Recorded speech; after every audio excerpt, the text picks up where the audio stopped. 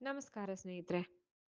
ಇತ್ತೀಚಿನ ದಿನಗಳಲ್ಲಿ ನೀವು ಯಾವುದೇ ನ್ಯೂಸ್ ಚಾನೆಲ್ ಹಾಕಿದ್ರು ಅಥವಾ ಯಾವುದೇ ಸೋಷಿಯಲ್ ಮೀಡಿಯಾ ಪ್ಲಾಟ್‌ಫಾರ್ಮ್ ನೋಡಿದ್ರು ಕೂಡ ನಮಗೆ ಕಣ್ಣಿಗೆ ಸಿಗ್ತಾ ಇರುವಂತ ನ್ಯೂಸ್ ಅಂದ್ರೆ ನಮ್ಮ ಪಕ್ಕದ ದೇಶ ಬಾಂಗ್ಲಾದೇಶದ ಬಗ್ಗೆ. ಬಾಂಗ್ಲಾದೇಶದ ಬಗ್ಗೆ ಬರೀ ಆತಂಕಕಾರಿ ಸುದ್ದಿಗಳೇ ಬರ್ತಿವೆ. ಲಕ್ಷಾಂತರ ಜನ ಪ್ರತಿಭಟನೆ ಮಾಡ್ತಿದ್ದಾರೆ. ರಾಜಕೀಯ ಶಾಂತಿ ಭುಗಿಲೆದ್ದಿದೆ.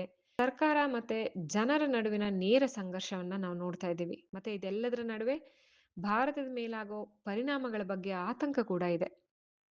ಆದ್ರೆ ತುಂಬಾ ಜನರಿಗೆ ಇನ್ನೂ ಸ್ಪಷ್ಟವಾಗಿ ಗೊತ್ತಿಲ್ಲ. ನಿಜವಾಗಿ ಅಲ್ಲಿ ಏನಾಗ್ತಿದೆ? ಇದು ಕೇವಲ ಇವತ್ತಿನ ಸಮಸ್ಯೆನಾ ಅಥವಾ ವರ್ಷಗಳಿಂದ ಕುದೀತಿದ್ದ ಸಿಟ್ಟಿನ ಜ್ವಾಲೆನಾ ಅನ್ನೋದು ಕನ್ಫ್ಯೂಷನ್. ಮುಂದಿನ ದಿನಗಳಲ್ಲಿ ಬಾಂಗ್ಲಾದೇಶದ ಭವಿಷ್ಯ ಏನಾಗುತ್ತೆ? ತುಂಬಾ ಇಂಪಾರ್ಟೆಂಟ್ ಆಗಿ ಭಾರತದ ಮೋದಿ ಸರ್ಕಾರ ಈ ಪರಿಸ್ಥಿತಿನ ಹೇಗೆ ನಿಭಾಯಿಸುತ್ತೆ ಅನ್ನೋದು. ಇವತ್ತಿನ ಈ ವಿಡಿಯೋದಲ್ಲಿ ನಾವು ಯಾವುದೇ ಪಕ್ಷಪಾತ ಇಲ್ಲದೆ ಸರಳವಾಗಿ ಮತ್ತೆ ಸವಿಸ್ತಾರವಾಗಿ ಎಲ್ಲವನ್ನ ವಿಶ್ಲೇಷಣೆ ಮಾಡೋಣ. ವಿಡಿಯೋ ಸ್ಕಿಪ್ ಮಾಡಬೇಡಿ, ಕೊನೆವರೆಗೂ ನೋಡಿ. ಬಾಂಗ್ಲಾದೇಶದಲ್ಲಿ ಸದ್ಯಕ್ಕೆ ಏನಾಗ್ತಿದೆ?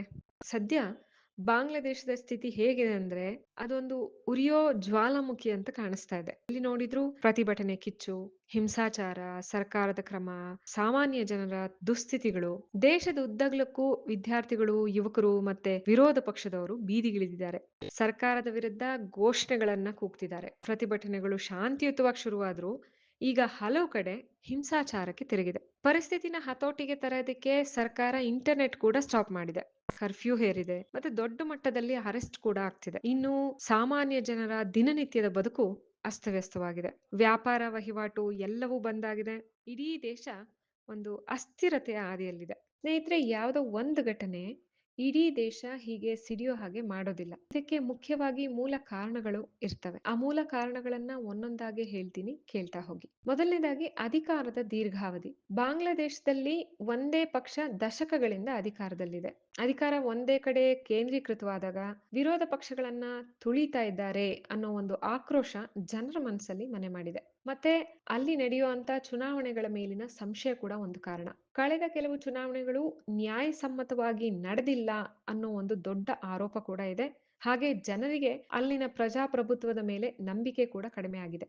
ಸ್ನೇಹಿತರೆ, ಮತ್ತೊಂದು ಕಾರಣ ಅಂತಂದ್ರೆ ಅಲ್ಲಿನ ಆರ್ಥಿಕ ಒತ್ತಡ ಮತ್ತು ನಿರುದ್ಯೋಗ. ಅಲ್ಲಿನ ಪದವೀಧರ ಯುವಕರಿಗೆ ಕೆಲಸನೇ ಸಿಗ್ತಾ ಇಲ್ಲ.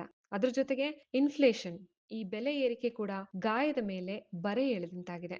ಮತ್ತೆ ಅಲ್ಲಿನ ಆಡಳಿತ ಒಂದು ಭಯದ ಆಡಳಿತವಾಗಿ ಬದಲಾಗಿದೆ. ಪೊಲೀಸ್ ಆಕ್ಷನ್ ಮತ್ತೆ ಅರೆಸ್ಟ್ ಮಾಡೋ ಮೂಲಕ ಪ್ರತಿಭಟನೆಯನ್ನ ಹತ್ತಿಕ್ಕೋ ಪ್ರಯತ್ನ ನಡೀತಾ ಇದೆ. ಇದರಿಂದಾಗಿ ಜನರ ಮನಸ್ಸಿನಲ್ಲಿದ್ದ ಭಯ ಈಗ ಪ್ರತಿರೋಧವಾಗಿ ಬದಲಾಗಿದೆ. ಸ್ನೇಹಿತರೆ, ಇದು ಹೆಚ್ಚಾಗಿದ್ದಾದ್ರೂ ಹೇಗೆ? ಮೊದಲು ಸಣ್ಣದಾಗಿ ಶುರುವಾದ ಪ್ರತಿಭಟನೆಗಳ ಮೇಲೆ ಪೊಲೀಸರು ಲಾಠಿ ಚಾರ್ಜ್ ಮಾಡಿದ್ರು. ಯಾವಾಗ ಪೊಲೀಸರು ಲಾಠಿ ಚಾರ್ಜ್ ಮಾಡಿದ್ರೋ ಯುವಕರ ಸಿಟ್ಟು ಕೆರಳಿತು. ಸೋಷಿಯಲ್ ಮೀಡಿಯಾ ಮೂಲಕ ಆ ಆಕ್ರೋಶ ಇಡೀ ದೇಶಕ್ಕೆ ಹರಡ್ಕೊಳ್ತು. ಒಂದು ನಗರದಿಂದ ಶುರುವಾಗಿದ್ದು ಇವತ್ತು ಇಡೀ ಬಾಂಗ್ಲಾದೇಶವನ್ನೇ ಆವರಿಸ್ಕೊಂಡಿದೆ. ಇದನ್ನೇ ನಾವು ಸ್ನೋಬಾಲ್ ಎಫೆಕ್ಟ್ ಅಂತ ಕರಿತೀವಿ.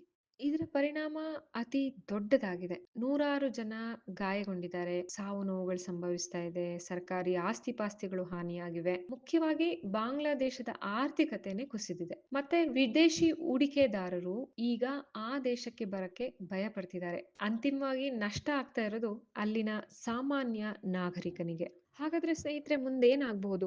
ಈ ಬಿಕ್ಕಟ್ಟು ಎಲ್ಲಿಗೆ ಹೋಗಿ ನಿಲ್ಬಹುದು? ಈ ಮೂರು ಸಾಧ್ಯತೆಗಳಿವೆ. ಸರ್ಕಾರ ಮತ್ತು ವಿರೋಧ ಪಕ್ಷಗಳು ಚರ್ಚೆ ನಡೆಸಿ ಪರಿಸ್ಥಿತಿನ ತಿಳಿಗೊಳಿಸೋದು, ಇದು ಎಲ್ಲರಿಗೂ ಒಳ್ಳೇದು. ಅಥವಾ ಪ್ರತಿಭಟನೆ ಹೀಗೆ ಮುಂದುವರೆದ್ರೆ ದೇಶದ ಆರ್ಥಿಕತೆ ಪೂರ್ತಿ ಹಳ್ಳ ಹಿಡಿಯೋದಂತೂ ಗ್ಯಾರಂಟಿ. ಪರಿಸ್ಥಿತಿ ತೀರಾ ಹದಗೆಟ್ರೆ ಮಿಲಿಟರಿ ಆಡಳಿತ ಅಥವಾ ಎಮರ್ಜೆನ್ಸಿ ಬರೋ ಅಪಾಯ ಕೂಡ ಇದೆ. ಇದು ಪ್ರಜಾಪ್ರಭುತ್ವಕ್ಕೆ ಒಂದು ದೊಡ್ಡ ಹಿನ್ನಡೆ ಕೂಡ ಹೌದು. ಅಷ್ಟಕ್ಕೂ ಬಾಂಗ್ಲಾದೇಶದಲ್ಲಿ ನಡೀತಾ ಇರೋ ಈ ಅಹಿತಕರ ಘಟನೆಗಳಿಂದ ಭಾರತಕ್ಕೆ ಟೆನ್ಷನ್ ಯಾಕೆ? ಯಾಕೆ ಅಂದ್ರೆ ನಮಗೆ ಭಾರತ ದೇಶದ ಜೊತೆ 4,000 ಕಿಲೋಮೀಟರ್ಗಳಿಂತಲೂ ದೊಡ್ಡ ಗಡಿ ಇದೆ. ಅಲ್ಲಿ ಅಶಾಂತಿ ಉಂಟಾದ್ರೆ ಅಕ್ರಮ ನುಸುಳುವಿಕೆ ಅಂದ್ರೆ ಇಲ್ಲಿಗಲ್ ಮೈಗ್ರೇಷನ್ ಕೂಡ ಹೆಚ್ಚಾಗಬಹುದು. ಈ ಪರಿಸ್ಥಿತಿನ ಬಳಸ್ಕೊಂಡು ಭಾರತ ವಿರೋಧಿ ಶಕ್ತಿಗಳು ಗಡಿಯಲ್ಲಿ ಸಕ್ರಿಯವಾಗಬಹುದು. ಆದ್ರಿಂದ ಬಾಂಗ್ಲಾದೇಶದಲ್ಲಿ ಶಾಂತಿ ಇರುವುದು ಭಾರತಕ್ಕೆ ಅತ್ಯಂತ ಅಗತ್ಯವಾಗಿದೆ.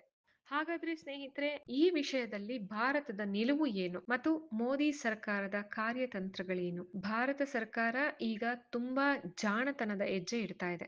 ಇದು ಬಾಂಗ್ಲಾದೇಶದ ಆಂತರಿಕ ವಿಷಯ ಅಂತ ಹೇಳ್ತಾಳೆ. ಅಲ್ಲಿ ಶಾಂತಿ ಮರಳಲಿ ಅಂತ ಭಾರತ ಬಯಸ್ತಾ ಇದೆ. ಅಲ್ಲಿರುವ ಭಾರತೀಯರ ಸುರಕ್ಷತೆಗೆ ಮೊದಲ ಆದ್ಯತೆ ನೀಡ್ತಾ ಇದೆ. ದೆಹಲಿಗೆ ಪ್ರತಿ ನಿಮಿಷದ ವರದಿ ಕೂಡ ರವಾನೆಯಾಗ್ತಿದೆ. ಬಹಿರಂಗವಾಗಿ ಏನನ್ನೂ ಕೂಡ ಹೇಳದೇ ಇದ್ರು ತೆರೆಮರೆಯ ರಾಜತಾಂತ್ರಿಕ ಚರ್ಚೆಗಳ ಮೂಲಕ ಬಿಕ್ಕಟ್ಟನ್ನ ಪರಿಹರಿಸೋದಕ್ಕೆ ಭಾರತ ಕೂಡ ಪ್ರಯತ್ನಿಸ್ತಾ ಇದೆ. ನಮ್ಮ ನೆರೆಯ ದೇಶಗಳಲ್ಲಿ ಸ್ಥಿರತೆ ಇದ್ರೆ ಮಾತ್ರ ನಮಗೂ ಕೂಡ ಹಿತ ಅನ್ನೋದು ಮೋದಿ ಅವರ ಸ್ಪಷ್ಟ ನಿಲುವು. ಸ್ನೇಹಿತರೆ, ಬಾಂಗ್ಲಾದೇಶದ ಈ ಪರಿಸ್ಥಿತಿ ಕೇವಲ ಒಂದು ರಾಜಕೀಯ ಸುದ್ದಿ ಅಲ್ಲ. ಇದು ನಮ್ಮ ಪ್ರಾದೇಶಿಕ ಭದ್ರತೆ ಮತ್ತೆ ಆರ್ಥಿಕತೆ ಮೇಲೆ ಕೂಡ ಪರಿಣಾಮ ಬೀರುತ್ತೆ. ಅಲ್ಲಿ ಬೇಗ ಶಾಂತಿ ನೆಲೆಸಲಿ ಮತ್ತೆ ಪ್ರಜಾಪ್ರಭುತ್ವ ಗೆಲ್ಲಲಿ ಅನ್ನೋದೇ ನಮ್ಮ ಆಶಯ. ಈ ವಿಡಿಯೋದ ಬಗ್ಗೆ ನಿಮ್ಮ ಅಭಿಪ್ರಾಯ ಏನು? ಬಾಂಗ್ಲಾದೇಶದ ಈ ಸ್ಥಿತಿಗೆ ಯಾರು ಕಾರಣ ಅಂತ ನಿಮಗನ್ಸುತ್ತೆ? ಕಮೆಂಟ್ ಮಾಡಿ ತಿಳಿಸಿ. ವಿಡಿಯೋ ಇಷ್ಟ ಆಗಿದ್ರೆ ಲೈಕ್ ಮಾಡಿ ಮತ್ತೆ ತಪ್ಪದೆ ಸಬ್ಸ್ಕ್ರೈಬ್ ಮಾಡಿ. ಮುಂದಿನ ವಿಡಿಯೋದಲ್ಲಿ ಸಿಗೋಣ. ಧನ್ಯವಾದಗಳು. ಜೈ ಹಿಂದ್, ಜೈ ಕರ್ನಾಟಕ.